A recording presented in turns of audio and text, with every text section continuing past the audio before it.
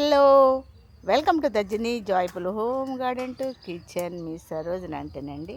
Friends, నా యొక్క బత్తాయిలు పోయట్లేదు, కాయట్లేదు అనేసాను కదండి. ఎందుకంటే పైన పెట్టాక వచ్చినాయి, కింద పెట్టిన తర్వాత ఒకసారి వచ్చింది. లాస్ట్ ఇయర్ ఒక్క కాయ కూడా రాలేదన్నాను కదా. సో ఇప్పుడు వచ్చేస్తుంది చూడండి. ఇది ఫ్లవర్ చూడండి.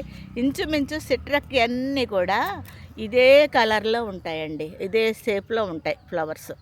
సో మొగ్గలు చూడండి, మల్లె మొగ్గల్లాగా. సో ఇక్కడ కూడా చూడండి.